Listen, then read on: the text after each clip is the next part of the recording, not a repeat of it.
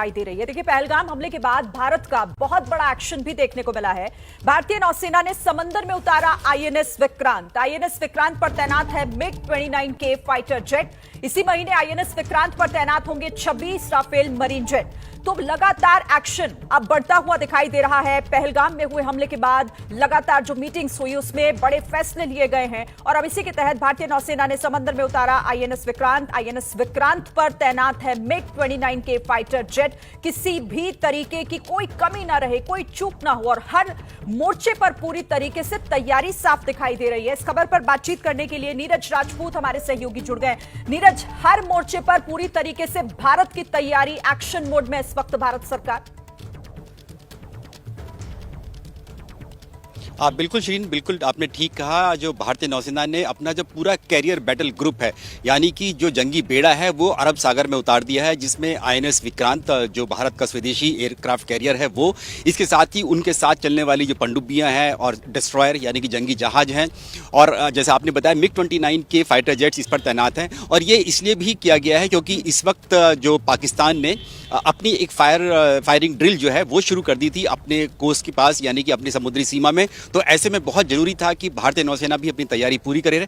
पहलगाम जो नरसंहार हुआ उससे डरकर पाकिस्तान ने पहले ही शुरुआत कर दी, आज सुबह से अपनी फायरिंग ड्रिल शुरू कर दी कि कहीं ऐसा ना हो कि भारतीय नौसेना पाकिस्तान का जो समुद्री मार्ग है उसको ब्लॉक कर दे। और इसी के लिए जो भारतीय नौसेना ने अपना पूरा कैरियर बैटल ग्रुप, श्रीन ये मानकर चलिए कैरियर बैटल ग्रुप यानी पूरा जंगी बेड़ा, यानी कि युद्ध के लिए पूरी तैयारी के साथ जो है ये एयरक्राफ्ट कैरियर जो है निकला है, अरब सागर में निकला है, जो कि इस वक्त पूरा जो अरब सागर होगा यानी वेस्ट कोस्ट जो है भारत की, उसकी पूरी सुरक्षा जो है ये करेगा कैरियर बैटल ग्रुप, जिसमें आईएनएस विक्रांत जो स्वदेशी एयरक्राफ्ट कैरियर है और उसके साथ उसके जो सहायक जो जंगी जहाज होते हैं और साथ ही पनडुब्बी भी इस वक्त जो है अरब सागर में उतर चुकी है। और आज जिस तरह से नीरज, प्रधानमंत्री ने भी इस बात को साफ किया कि पूरी तैयारी है और एक्शन की अब बारी है, और वही दिखाई भी दे रहा है, चाहे जल हो, थल हो या वायु, हर जगह पर ये एक्शन मोड की तैयारी जो दिख रही है, उसी के तहत ये फैसला भी लिया गया है। और खबर ये भी है कि 26 राफेल मरीन जेट तैनात भी होंगे और ये भी इसी महीने होने वाला है।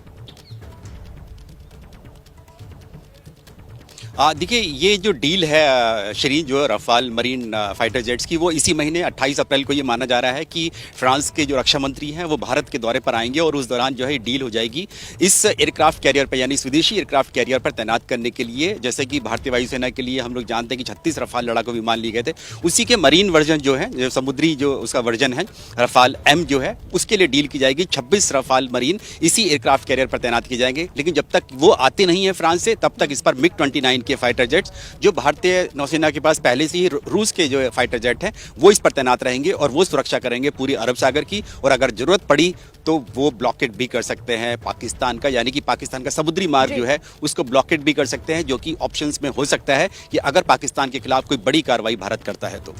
बिल्कुल, आप नजर रखिएगा नीरज, बहुत शुक्रिया फिलहाल इस तमाम जानकारी के लिए। तो